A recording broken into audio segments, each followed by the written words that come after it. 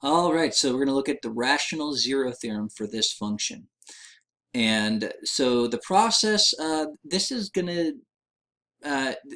a process that you really need to organize your work, and I'll show you how to do that. And if you get a little careless, and it's very easy to do to be careless, you can get lost in a problem and forget what you have and just get the wrong result in the end. So you really need to organize your work carefully. Just a fair warning. All right, so first thing we need to realize, if you look at the rational zero theorem at the top of this slide, we'll see that the rational zeros are made up of P over Q. And what about the P over Q? So P, realize that P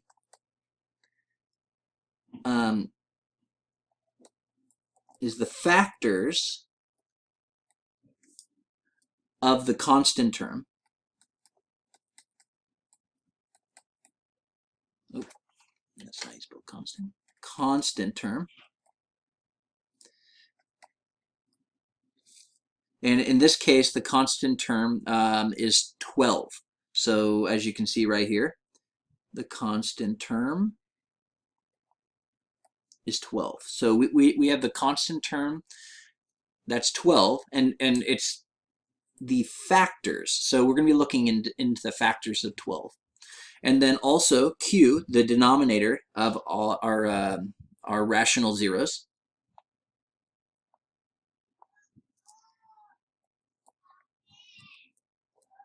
The factors, again, the factors of the leading coefficient.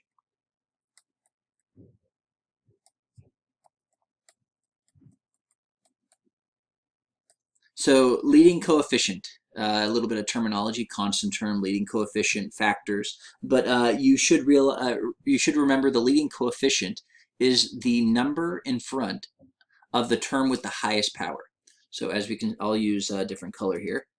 As you can see, the number in front, the coefficient is the number in front, and the leading coefficient is the number in front for the term with the highest power. So the highest power, as we can see, we have a constant, x squared, x cubed, x to the fourth. So x to the fourth will contain our leading coefficient. So that happens to be 4 in this case. So we want to factor our constant term and factor our leading coefficient to determine all the possible P over Q's, all the possible rational zeros. So I like to first off factor and find the list of all the factors. And you have to include 1 and itself in the possibilities. So let's go ahead and do this. So let's do 12 first. We'll use blue. So P equals 12. Actually, that's not correct. P is the factors of 12. So looking at 12, we can find all the factors. So the factors, starting from the smallest, would be 1, and then going up, because 1 goes into 12 evenly, and then 2.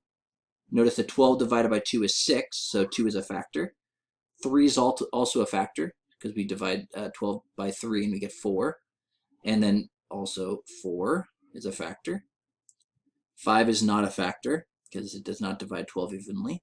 6 is a factor. 7 is not a factor. 8 is not a factor. 9, 10, 11, and then finally itself 12. Okay, so that's the list of all the factors. But you also have to remember the plus and minus of all of these. So remember, it's the positive and negatives of each of these. So we'll have plus or minus 1, plus or minus 2, plus or minus 3, plus or minus 4, plus or minus 6, and plus or minus 12. So keep that in mind in the end. You'll really need to keep that in mind when we figure out the P over Q's in the end. So we'll get there in a little bit. So now let's look at 4. So the factors of 4, of course, 1, because 1 will always divide a number evenly. And then 2 divides 4 evenly.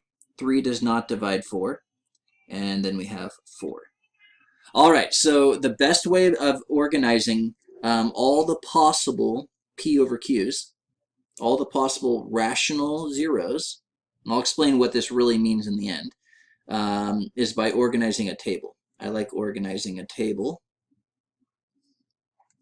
So we'll deal with all the factors of 4 along the rows, and then all the factors of 12. I'll use blue since I did that before. So we'll have 1, 2, 3, 4, 6, and 12. All right, so we'll build our table. I'll use a different color. I'll use black here.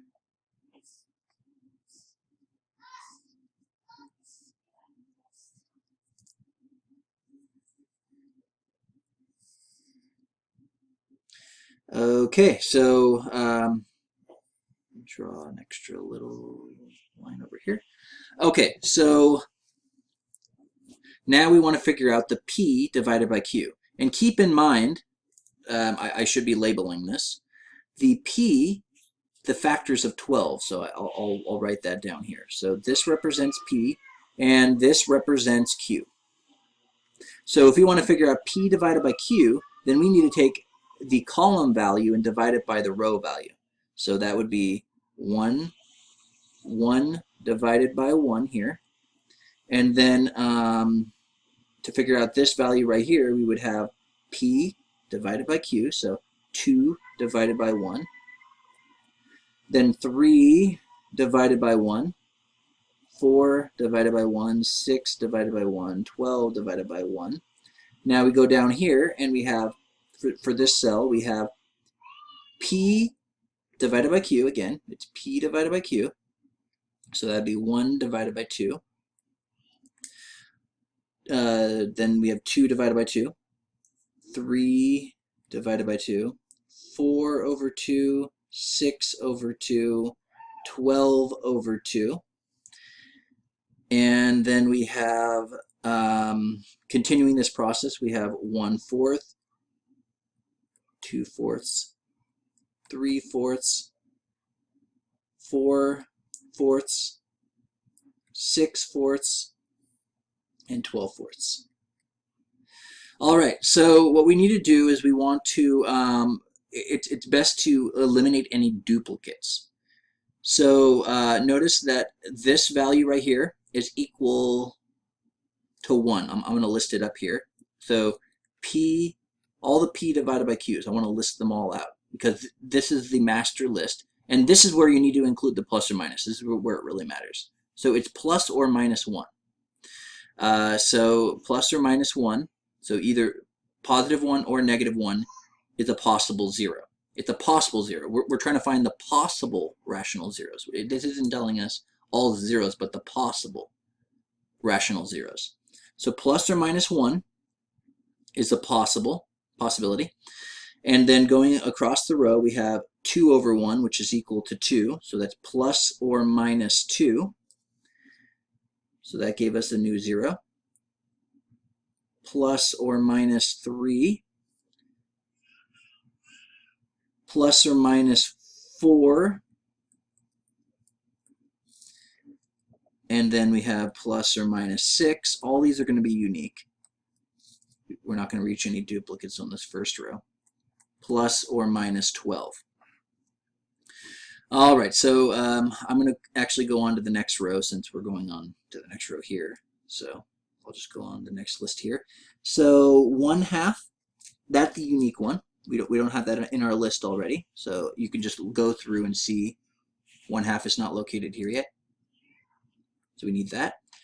Notice 2 over 2 is equal to 1. 2 over 2 is equal to 1, so we don't need to write that down. So this is a duplicate. So I won't circle it just to emphasize that it's a duplicate.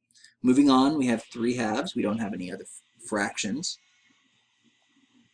So 3/2 is unique. 4 over 2 is equal to 2. So we already have plus or minus 2, so we don't need to list that. And then 6 over 2 is 3. We don't need to list that. 12 over 2 is 6. We don't need to list that. So we only have two new possible rationals, actually 4 if you include plus or minus. So only 2 from this list though. So all right, moving on, we have 1/4. We do not have that one already. So there's the unique one. 2/4 is equal to 1/2. So no unique zeros there. 3/4. We do not have 3/4. 4/4 is equal to 1. We have 1 already. 6/4 is 3/2. We have 3/2 right here. And 12/4 is equal to 3. So I actually did not need that comma there. All right, so we have all the possible rational zeros right here. And so as you can see, we have 1, 2, 3, 4, 5, 6, 7, 8, 9, 10 different unique values from our table. But remember, we have plus or minus, so there's actually 20 possible rational zeros. And what we'll see in the next slide, on the next PowerPoint slide, we'll go into the possible number of positive and negative zeros. And that isn't rational zeros, it's just zeros in general, positive or negative. So anyways, let me know if you have any concerns about this process. It's a bit lengthy, but I really suggest doing this process of setting up a table and just making sure you have every result, and you'll avoid missing any results or making any errors. All right, let me know if you have any concerns about this process. I'll be more than happy to help.